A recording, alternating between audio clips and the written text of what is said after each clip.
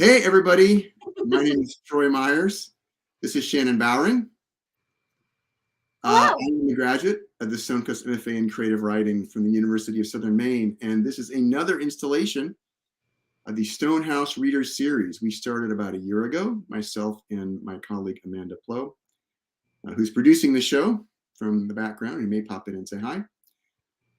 Hosting readings for Stonecoast alumni, faculty, and occasionally special guests.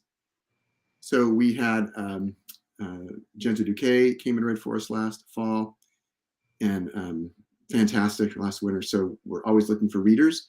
If you're an alumnus or a friend of the program, faculty member, please get in touch. We'll be reaching out to you.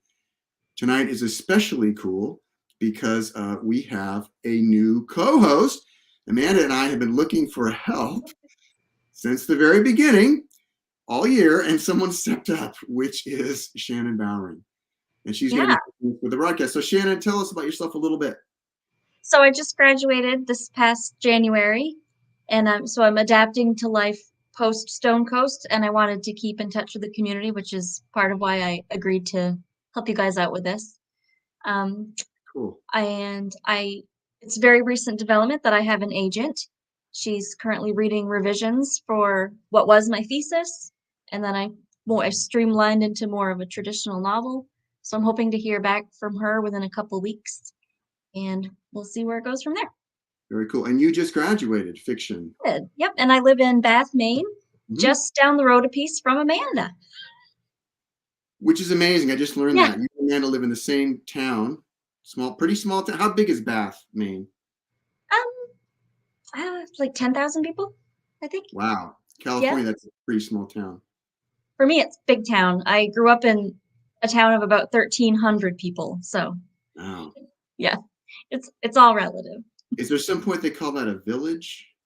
Probably, like a hamlet. A hamlet. That's a hamlet. Yeah.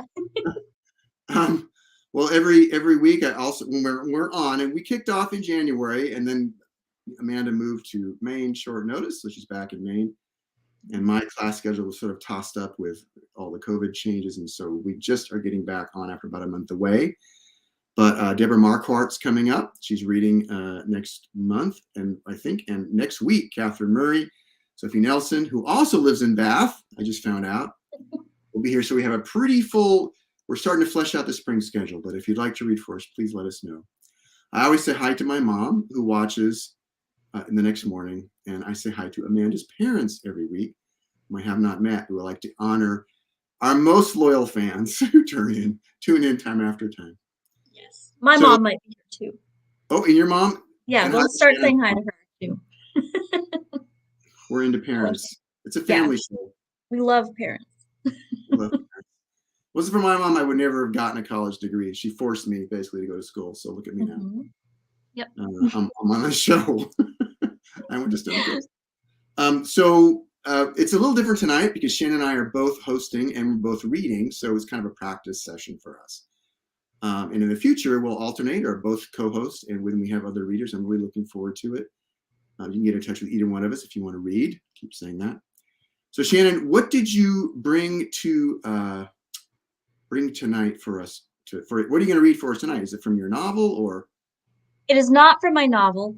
It is a standalone short story that was published in Raleigh Review this past fall. Congratulations. Very cool. Thank you. And the story led to my agent finding me. They read it in Raleigh Review and they got in touch. And so that's my plug for it. Always send your work to small literary journals because you never know what might happen. That is a great story. Thank you. That is a great story. Yeah. And, Amanda, before we start, also pointed out we had someone read from the very first Stonecoast class, and now someone from the most recent Stonecoast class, and so that's so much fun. So what's the story called? What's it about?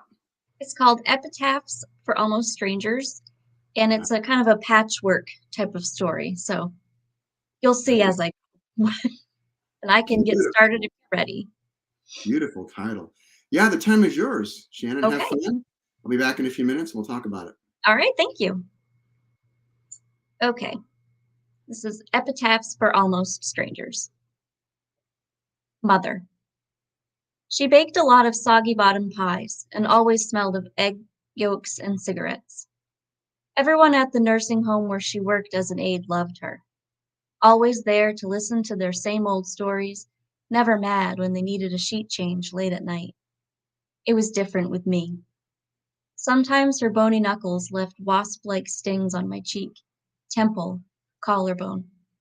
I never wanted a girl, she told me more than once. You weren't supposed to be a girl. When they found the cancer, my father sent me the images of my mother's withered lungs. They made me remember that time she cut me a slice of custard pie after slapping me so hard I saw purple-pink spots on the ceiling, and to spite her I hid the plate under my bed until the pie turned to lumpy yellow jelly. It was so rotten, ruined. Dark scum on the surface, nothing good left underneath. First grade teacher. Her voice reminded me of warm maple syrup. She kept her short fingernails painted a pretty pearl pink and read picture books out loud in all sorts of accents from places I'd never known existed. Where's Romania? I asked her. Can I walk to Dublin from here? Here was a nowhere town in northern Maine, but she never made me feel dumb. She just smiled and gave me the answers. When I was 6, I thought she was old, but years later, I realized she must have only been in her early 20s when she was teaching me. The funeral was huge and silent. A big stone church with all the sound blown out through tiny cracks of stained glass windows. Someone, her husband maybe, cried without noise in the front pew. The official report said it was an accident, but some of her neighbors swore they saw her jump right in front of the log truck as it sped past her little brick house. Said they saw her bolt from her front porch to catch it in time.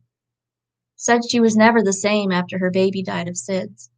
Poor thing blamed herself, they said. Wouldn't you? Postmaster. I was 15. I looked outside and didn't understand. My father never stopped mowing the lawn for anything. But there was the ride-on mower, seat empty, and there was my father on the shaggy July grass, huge shoulders pumping up and down as the mailman lay still beneath him. White envelopes strewn around his head like a halo. Just heat stroke, turns out. The mailman came to with a terrible shriek. Imagine passing out and waking up to an enormous bearded man straddling your chest, blocking out the sky, nearly cracking your ribs to try to bring you back to a life you never left. But the postmaster, she rarely left the fluorescent-lit sanctuary of the post office. She had a bad heart, undiagnosed. Died alone in her double-wide out on County Road. Our mailman told me about it when he delivered my mother's Guideposts magazine. He was a petite 30-something with a birthmark on his cheek who spoke in little squeaks and starts. I don't know, maybe they'll give me her job now.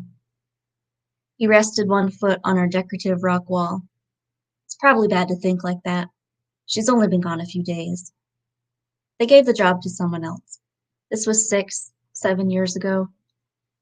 The man still delivers my father's bills. He walks with a limp now, slightly bent over to one side, as if punched continually by a strong wind. Sometimes on hot days, my father brings him a glass of lemonade, and the two of them stand in the driveway while he drinks it. They never mention the time my father could have cracked the guy's sternum into 100 tiny pieces. About time I take that maple down, my father says. Once that rot sets in, it'll sure go fast, the mailman says. The postmaster, or maybe I should say postmistress, was a mean-faced woman who never married. She kept parakeets. Sometimes, a lot lately, I worry I'll end up just like her. Celebrity. My first semester at Orono, I rarely left my single dorm room. I missed my mother and hated that I missed her. When we spoke on the phone, her smoker's cough made me angry. When she told me she was tired all the time, I was annoyed. Don't you want to hear about school? I asked. She didn't. My father called me around Halloween and said she'd been to see the doctor. It's worse than you think, kiddo. When I went home for winter break, I holed up in my old bedroom. I lay in my twin bed, and ate Doritos until my fingers were orange, and spent my afternoons watching a talk show featuring a woman with dark hair that reminded me of an oil spill, satin voice, pretty fingers. She talked about positive affirmations and life-changing makeovers. Sometimes she surprised women in the audience with organic cleaning products or sets of luggage I could tell they would never take anywhere. Whenever my mother got into a coughing fit in her bedroom down the hall, I turned the TV up louder.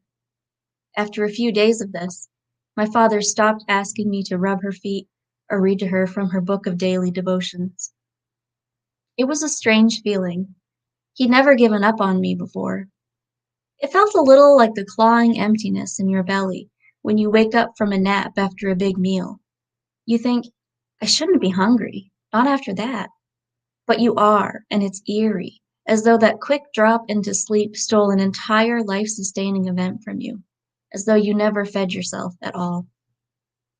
My father almost cried when I stood at the front door with my bags of clean laundry at the end of the week. We'll come home for spring break? I tried not to hear the desperation in his voice.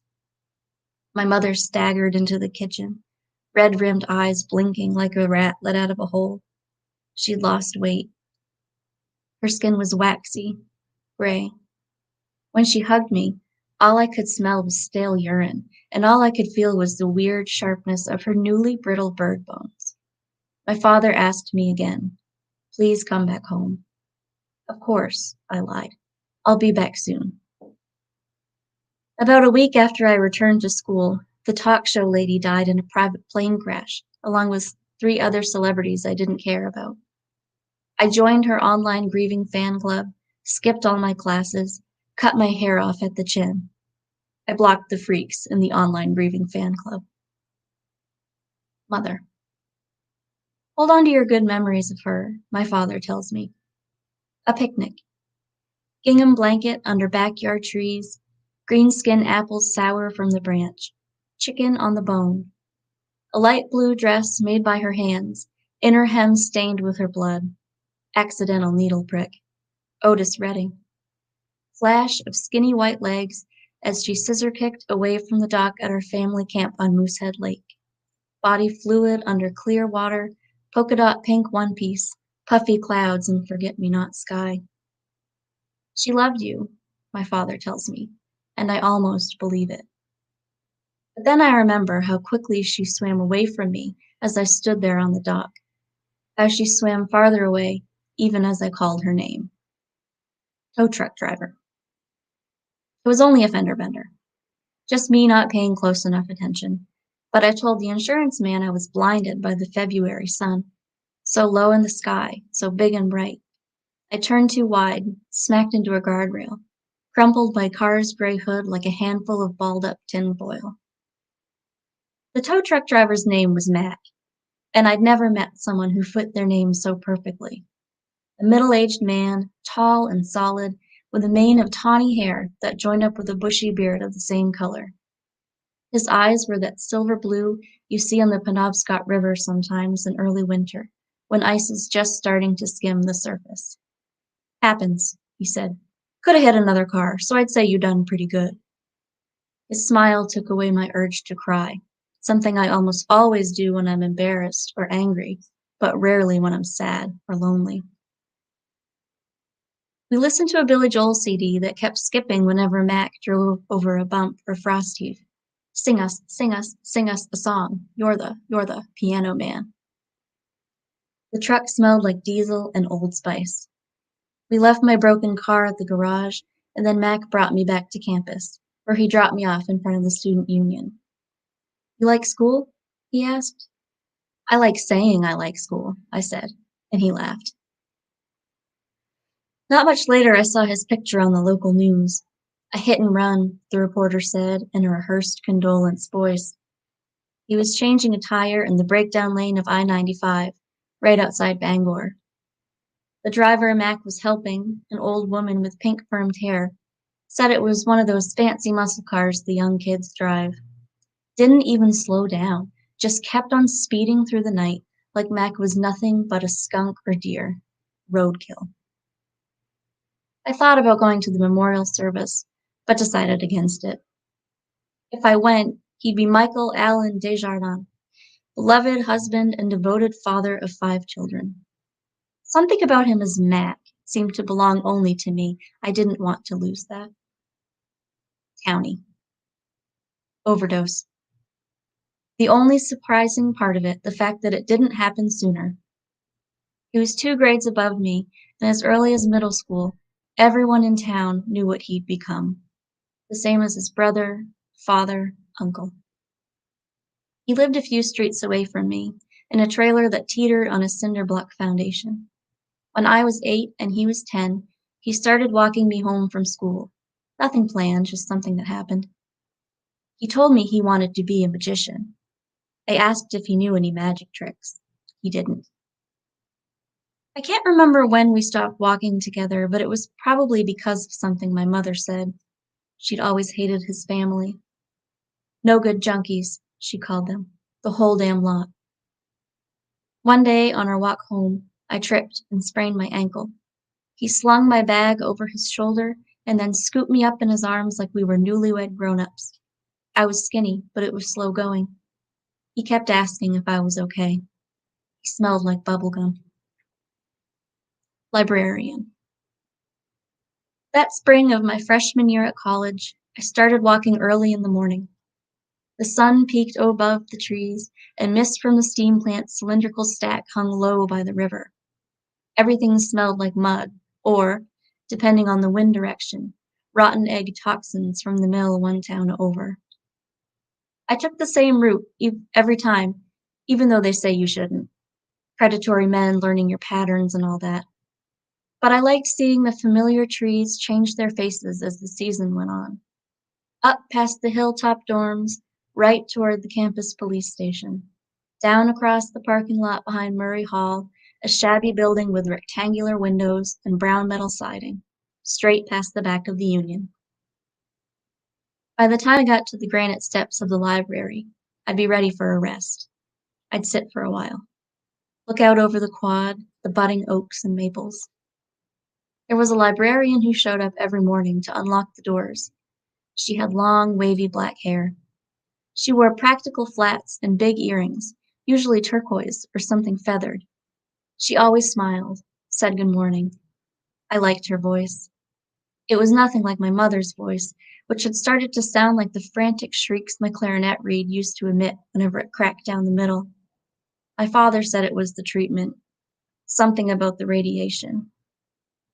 Every time I called home, which wasn't often, I made excuses to get off the phone quick so I wouldn't have to hear that voice. Sometime in April, the librarian stopped showing up. I wanted to find out what happened to her, but didn't know who to ask or what to say. Maybe she died. Maybe she got sick. Maybe she said fuck it and quit her job her whole life and took to the road alone, equipped with a bag full of costume jewelry and sensible shoes. Either way, her existence was erased as wholly as the sun gets swallowed by sudden storm clouds. It was a rainy spring, and it always seemed to be an unpredictable rain, blowing in violent from nowhere, disappearing just as fast. Mother. She only ever hit me when my father wasn't home. He hauled logs for a living until his back was so trashed the doctor said he had to stop. By then I was 16, and my mother had already left her mark. I didn't tell my father what she was like when he was gone. I don't know what I was more afraid of. Him thinking I was a liar, or him believing me and confronting her. She never hit him. He was nearly a foot taller than her, built with muscle. Instead, she took him down with words, silence, blame. It was like that story when the mouse gets the elephant to step on a thorn. Devious and effective. Why'd you stay with her? I asked after the funeral, in that raw time where we say things we never would have before and never will again. I thought I was supposed to, he says. Because you loved her? That's not what kept me around. And then I remember that while my mother swam away from us on that long ago afternoon, my father sat beside me in a vinyl lawn chair on the dock of our camp, can of PBR in his hand. At his feet, a transistor radio set to the oldies station. As I called out for my mother, as she kicked toward the lake's cold belly, my father sang along with the Temptations, a sweeter song than the birds in the trees. And then my father took my hand and waded with me into the green water, where my mother was just a dark head bobbing in the distance beneath a yawning yellow sun. And then my father, beneath the summer clouds, taught me how to swim without her. Thank you. Shannon, I wish I were a literary agent so I could have picked you up. That was beautiful. Thank you. What was the title in the journal again, so we can find it? How can we read Raleigh Review. Raleigh is in like Raleigh, North Carolina. Raleigh that? Is it Review. online or is it print? I think you can read it online for a couple of dollars, or you can order the print version. Okay, well, it was worth more than a couple of bucks. And Thank you. What was the title again, please? Epitaphs for Almost Strangers. When I hear poets read, on here, I write down lines that I like. And I was doing that just as much with that work because the imagery was so lyrical and so precise. It felt like I was hearing a poem through pieces of it. I appreciate that very much. Thank you. The dark oil spill hair, right? Which when I hear that, I'm like, wow, that doesn't sound good. But you had the pretty nails. What was the other thing? Pretty nails and satin voice, pretty fingers. Yes. Oh, the contrast between oil spill hair, which sounds kind of creepy and scary, and the pretty nails and the satin voice. Beautiful. Thank you. And all those pieces about death being picked up like you were newlyweds when you were a little kid. Oh, so touching. Thank you very much. I'm so glad you offered to help us with this show. Yeah. Because you're clearly a genius, and I'm really hoping your novel comes out. And I'm going to read that story. That was fantastic, everybody. Shannon Bowring reading Epitaphs for Almost Strangers. Right? Yes, thank you. It was my first time sharing that and reading it out loud, so I'm really glad I got to do that tonight. So thank you for the opportunity. Such beautiful work. You're more than welcome. It's your show now too, so you can do that whenever you want. Yeah. Joining us, everyone. My name is Troy Myers. This is Shannon Bowring. We are graduates from the Stonecoast MFA in Creative Writing. And with our colleague Amanda Pleau, started a reading series about a year ago for alumni, faculty, and special guests of Stonecoast. And Shannon is joining Amanda and myself to co-host and help, and we needed the help, so we're really grateful that she's here. If you'd like to read, I'm sorry, Shannon, what was that? I said I'm glad to be here. Really glad you're here. Sorry, it's so moving. It's gonna be hard to follow that. No, it won't. You've got it. Well, anyway, that was wonderful. Thank you. If you'd like to read, you can email us at stonehousereaders@gmail.com or give us feedback. Tell us what you like, you don't like, whatever. We're happy to hear from any of you. So, Shannon, why don't you practice hosting a little? And yes. Hi, Troy. Oh, I am here with Troy Myers, who graduated, it looks like 2015, poetry. Can you tell us a little about yourself, Troy? Yes. Your writing routine and your all of it, all good things. Thank you. Well, thank you, Shannon. I wrote poetry as a teenager, and then I took a many year break and started again in midlife. It's kind of a way to process my midlife crisis, and thought I'll get an MFA because I get a raise at work for more units. And I was going to go with a friend who ended up not going. He went somewhere else, but I came to Stonecoast, and it really changed my life. And then I wrote poems. And then after Stonecoast, I was very involved with work, a lot of political work at my college and a little bit beyond my college. So I didn't write after. And then we started this little series a year ago. And it's completely changed how I view my own writing. I get to meet people who are publishing, and I'm encouraged. And I've been writing again really since we kicked it off. So a few poems here and there before, but not much. So yeah, so that's my tale. That's fantastic that being part of this has encouraged your own writing, and it keeps you in the practice a little bit more. Without this, I would not be writing, and I would definitely not be submitting. Yes, that's a big thing, submitting. It's a big, scary world, and it's good to have the encouragement of fellow writers. Right. I sent out poems last fall, right? Hmm. October, November, September. And now I know it's coming around to the point where I'll start getting rejections. But I'm looking for places to submit freshly, right? Yes. Where the rejections kick in. But yeah, that was why I would quit. I'd send a few poems that get rejected, I'd quit. So I've gotten a sense of identity from this series that I just didn't have any other way. Yeah. And that's from all of you, wonderful Stonecoast people. Yeah. Thank So, you. what will you be reading for us tonight? So this is craziest thing I could come on this little show and say, which is that I decided to write an epic poem. And by epic, I don't mean just like, hey, epic. It's epic. Right. But a long poem using some of the conventions of the classical epic poems, right? So it started with a couple of things. One, I teach the British Survey mostly, and of course, a lot of composition classes, and I teach mythology. And so I've read some of the myth, and it's difficult in the Greek myths and the Roman myths. There's just so much violence against women. There's so much marginalization of women. I've had students call Zeus the god of rape, which is pretty accurate in half the stories. Ovid is full of that stuff. And so I thought, I wanted to write about a goddess, and I thought that Artemis was a virgin goddess, but I thought, what if she had a human personality? Because the male gods in the ancient stories, they act just like sort of sociopathic men. Like they're not elevated at all in their Right. choices and actions. So I thought Right. maybe Artemis would have normal feelings like a regular, normal woman, maybe sensual feelings or erotic feelings, but what would cause her to choose a life of celibacy? So I realized by taking that topic on, I'm blaspheming a lot of ancient religion, but I would like to overturn some of those tropes and misunderstandings of women, and trying as a male writer.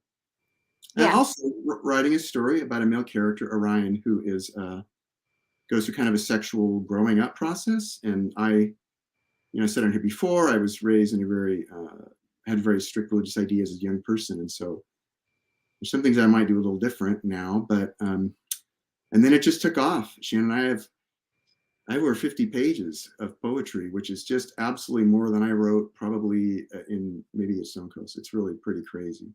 That's incredible. I can't, Yeah. I've never written poetry, but I have only respect for those of you that do. 50 pages of anything is a lot. Yeah, if I write 6 one-page poems a year that I really like, that's a good, year, right? Yeah.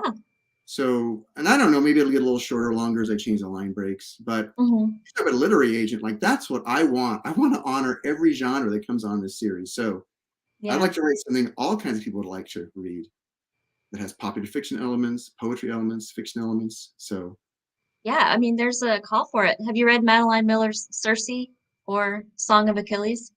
I have Fiction. not. I read Cassandra, which was really hard. Um, Song of sh- Achilles, maybe I did read that. they're That was fantastic. I okay? recommend them. I will come back and watch this part and make Yeah. sure I read those. Yep. Okay. Well, I'm looking forward to hearing it. So please blaspheme away. That is a great introduction. Everybody, thank you. I'll say just a little bit about the background. We know very little about Orion and from ancient myth, but um, in my version of the story, Artemis is the goddess of women, children, the hunt. She's a phenomenal huntress and also ever virgin in the story. Orion is a beautiful looking giant, Poseidon's son, who ends up spending a year with her on Crete, where she is doing her huntress thing. And in different versions of the story may have feelings for her, and my story definitely has feelings for her. And so these are the opening pages, the opening lines where Orion approaches her. She's sleeping, wants to touch her. She wakes up. They have a conversation. She explains her position a bit.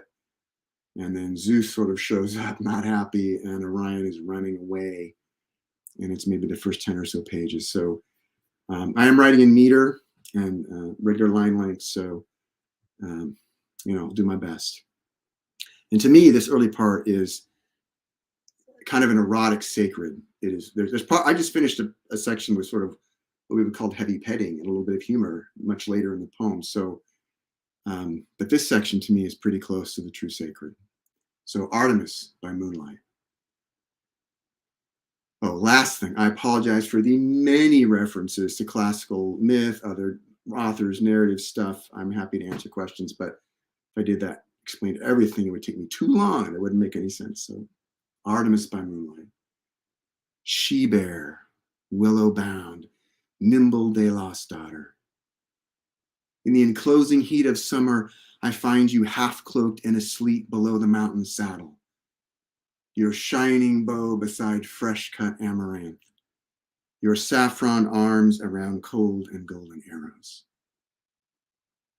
Stunned, flushed, and shaken by abrupt desire, I kneel on silver deerskins beside your moon-cast torso. Your stone-bright brow contracts, slackens, and your lips part as though alert. Huntress, ever maiden, I neither move nor breathe. Beyond two stags approach, their chuffing hoarse and rhythmic. I lean closer, and your eyes tremble behind radiant lids. You sigh, and your breath wraps my tongue with jasmine. I smile on ears that curl pale as the magnolia petal. I breathe the wild grass fragrance of your hair. Assured that now I also dream, my heavy fingers reach for the slope of glittering shoulder. A boar screams, maddened, somewhere from the farther wood. Your eyes open, sudden, and I stare into dark, demanding fire. In one vivid pulse, you surge above the cypress, and my sight is white with flame. I collapse, lips on gravel, and shudder, voiceless, waiting for the rending arrow. Instead, a voice like climbing thunder. Orion, son of water, what violence breaks your reason? I am no fading girl, no shrill and unprotected daughter. Companion of 100 hunts, you know you cannot touch my skin and live, much less reach for me as sky for earth, a jewel I will never give. Answer, fool, or die. Expecting immolation, I clutch coarse earth and cry, Goddess, from whom no living beast may hide.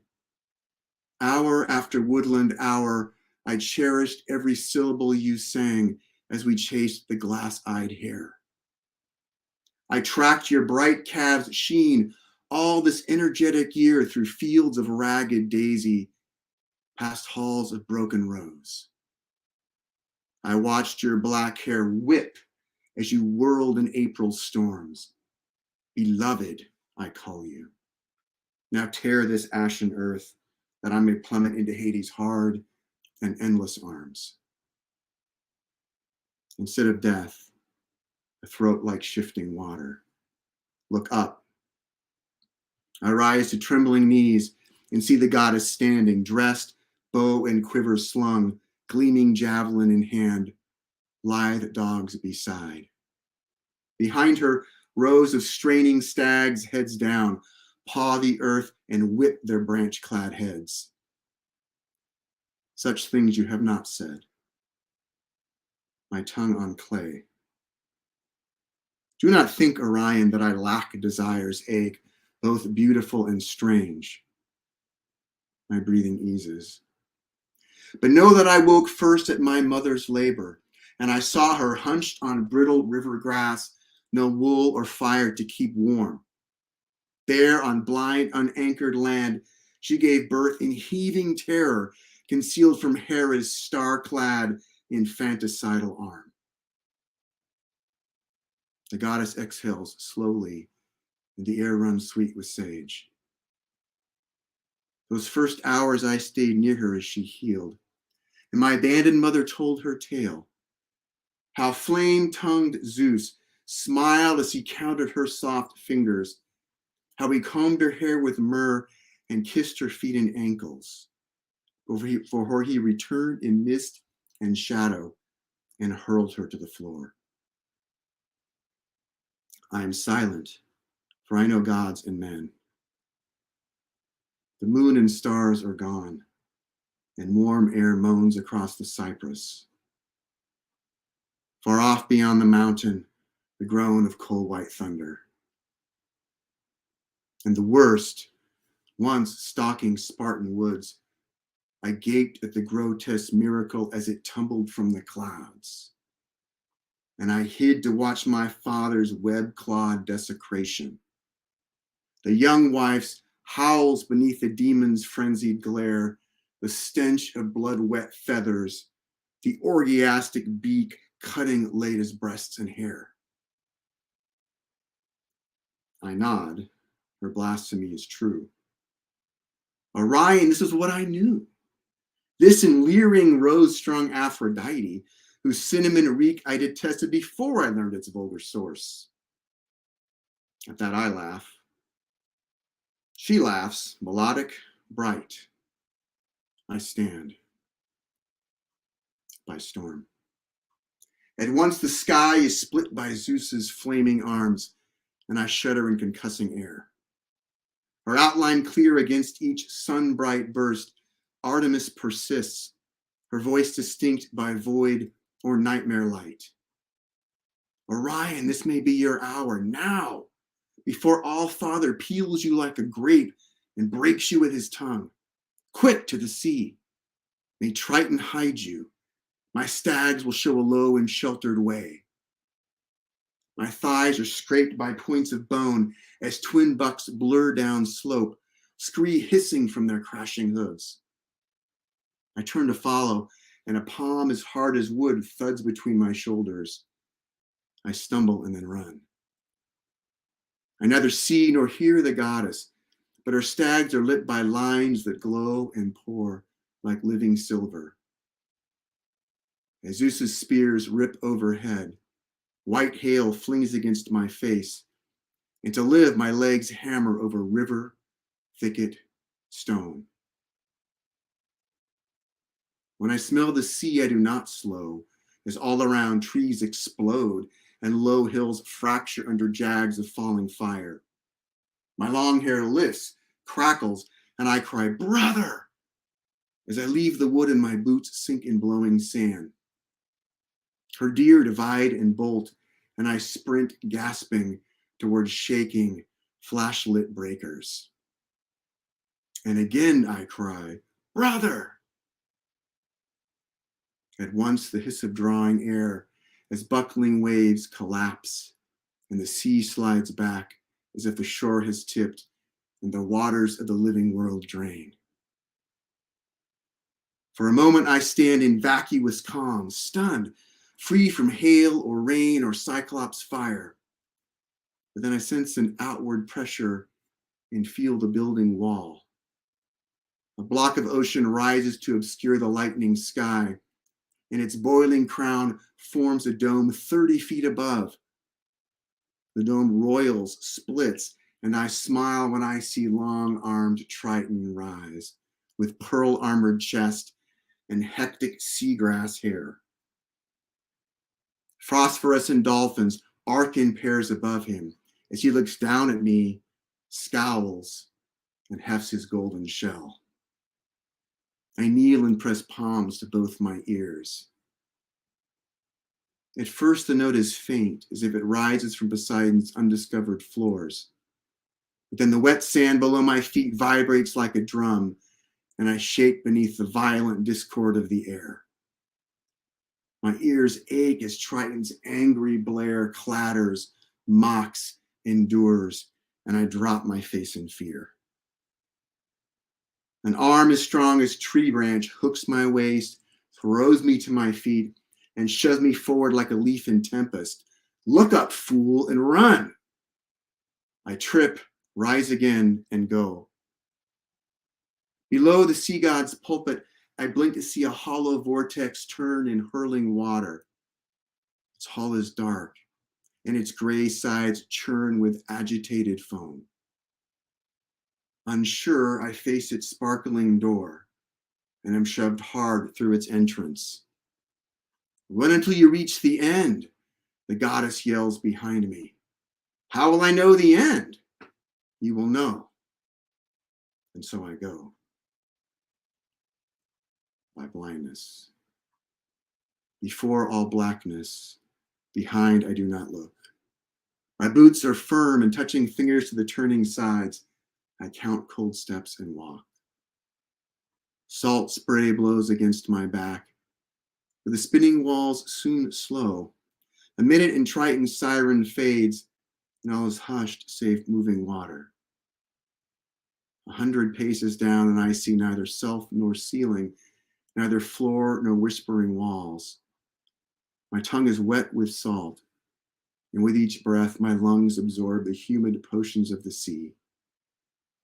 I test the floor, and cold ocean aches across submerging hands, which fix on neither rock nor sand. I rise and move more quickly, encased in void and substance shadow. Yet another 100 steps, and I dread collapse and drowning. For without the colors of Demeter's world, my cold mind folds in horror. What is time in Tartaran pitch? Do I breathe air or suffocating water? Do I sink towards Poseidon's hearth or hell's bloodless porches, where the thin and gibbering dead chew only ash, breathe only loss and long regret? I call Triton, but hear no voice or horn. I bellow, Father, but this also brings no answer. I weep. Black panic takes my crashing heart. That's what I've got. And boy, is my mouth dry. Whew. Thank you. That was great. I hope so. It's just, I was completely absorbed in it. That makes and me it's- happy. Yeah, I love you have so much alliteration, which I love when I put in my own fiction. Stone bright boon, I think. Dark demanding fire. Yeah. Loved. You have so many nice, beautiful turns of phrases. And I love how Thank you. rich with imagery it is. And that part where she puts her palm on his shoulder and like pushes him, I really felt it. Felt like I was there. You needed a lot of pushing. A lot of pushing. So so you have the story in your mind, but as a poet, you have to get the language correct with the mechanics. How do you balance that? That is the best question, Shannon, because I really want to know. I want to know. I have never written a short story or a novel or anything, or even planned one. Yeah. So when I started this, I still don't know how it's going to end. Like, I just thought I'll keep going. But what tends to happen is that I'll think about it when I'm going to sleep. Like, what should I think? What should happen? Right. And then maybe when I get time, I'll sketch it out in ions and meter. But I do sort of try to write the story out first, like, and then this and this and this. And then as I go back and I'm like, okay, these words, I gotta change out some of these verbs, man, and nouns to try to get the poetry stronger. And it's been very hard or try to raise it to a poetic language. Dialogue, a lot of talking in this thing that I've never written before. I don't know what I'm doing, but I hope in a year to have a finished manuscript, at least a draft. But yeah, that's what I do. I mean, sometimes it'll come all together. Like the beginning came as is. I feel like I almost dictated those first few pages, but yeah, most of it, it's like, okay, well then they'll have this talk, this will happen. And my biggest, I have my friend Brady is reading it or Lauren. I hope my female friends will sometimes look and say, look, you're effing this up. This is not how women would act. This is stupid male fantasy, right? Because I don't want that. Right. Well, that's good. It's good that you're aware of that. It's good that you're screening it with women who can say, no, this isn't a woman thing. I think that's great. It's pretty long. So far, no one said anything, but good. But I'm looking for readers, not workshop comments. We just zip through and go, this here, junior high. Thank you. I needed it. So Yeah. thanks, Shannon. Yeah, I'm so glad you shared that with us. That was fantastic. Okay, well, everyone, that wraps up our first new era of the Stonehouse Reader Series, because we have a new host and producer, Shannon Bowring, who's working with myself and Amanda. Amanda, do you want to pop on and say hi? Amanda has just moved back to Bath. Hey, Amanda, tell everyone hello. Amanda produces this show from the back scenes. And we can't hear you. You're muted. Some producer I am. It's okay. It's okay. Yeah, I mean, I coordinate the broadcast behind the scenes. I get the, kind of artwork for the thumbnail together. Like, I am trained and manage this fancy software that we have. But Shannon, one of the things that I'm most excited to have you on board for is just like the renewed energy to like recruit people to come and participate. And it's not just like you have different connections than Troy and I, because, you're obviously a different class, but I think also you have like sort of a freshly graduated new energy of like, how am I going to stay involved? How am I going to like, stay in touch with all of these people? So I'm so excited that you're here for that. And I'm, Troy and I were in the same class at Stonecoast. So I think that inherently he and I sort of know each other a little bit better after spending so many residencies overlapping.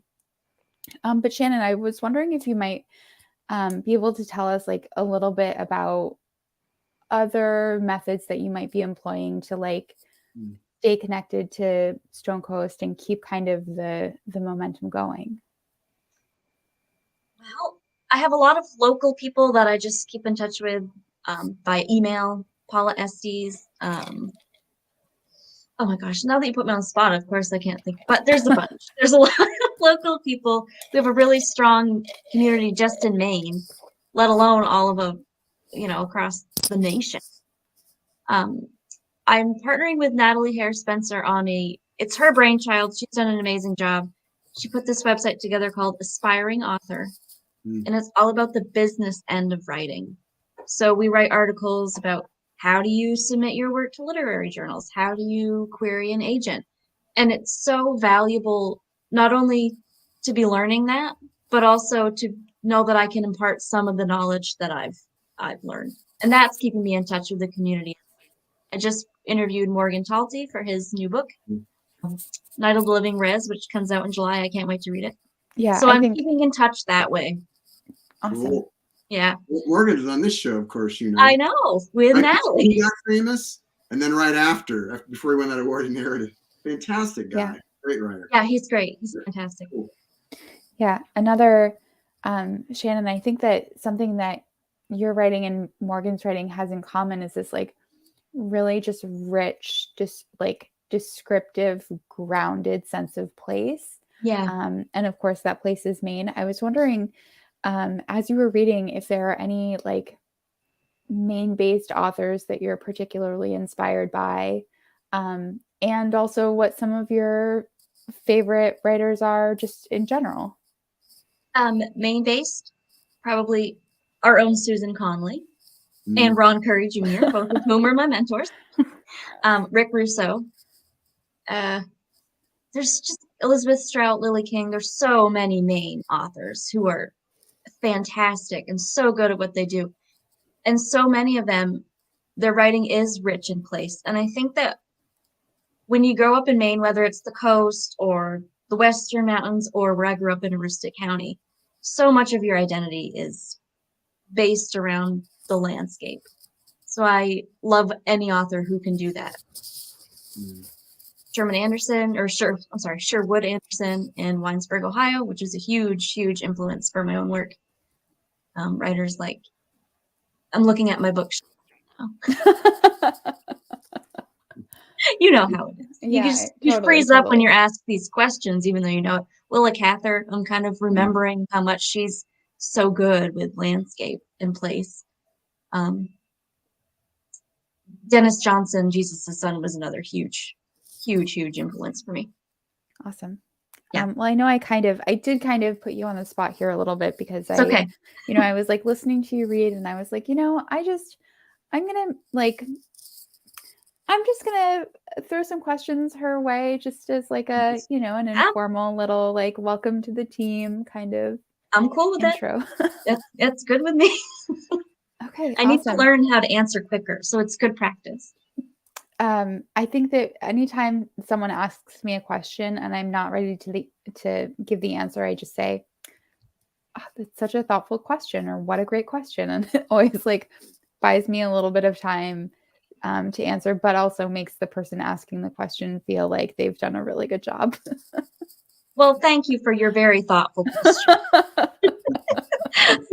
And Troy, I would be remiss if I didn't say that that was like so entertaining to hear you read. I mean, I think that some of your work is like a little bit more serious, I think is safe to say. Yeah, it's pretty serious. Yeah. but it seemed like you were enjoying yourself with this in a way that maybe is sort of new and exciting. Thank you. So I've written a lot of sad poems, but which is good, right? That's everything we make students read mostly. But this is fun, and it's getting even more fun the farther I go. So thank you. It's playful. That's very sweet. And the Stonecoast so much Review. I'm so sorry. Oh, no, Shannon, you do something else. You do the Stonecoast Review. Are you the editor or something? I was editor-in-chief last semester, but now that I've graduated, I'm not doing it anymore. Elliot Brillin is now the editor-in-chief, and they have subs open until April, I believe. So I encourage everyone to check it out and submit their work. And you think I know, but I actually don't know. That comes out of the Stonecoast program. Is it all students who work on that, grad students, or is it other people? It's all students, all volunteer. None of us were paid for our time. It's just a work of love.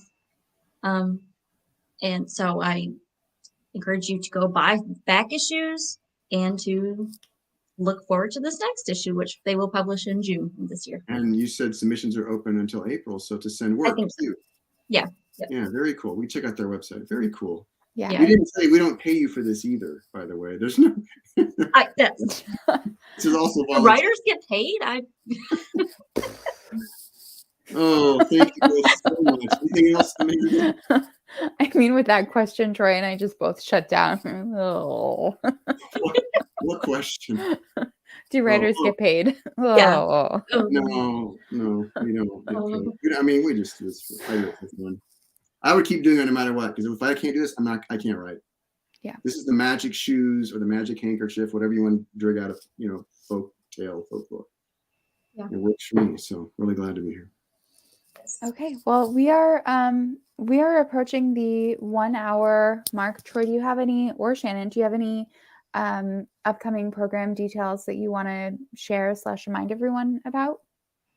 Well, next week, Catherine Murray and Sophie Nelson are reading. Deb Marquardt is going to read with Josh. And see, I wasn't prepared to say Josh, who's been here before. It'll come to me in a second.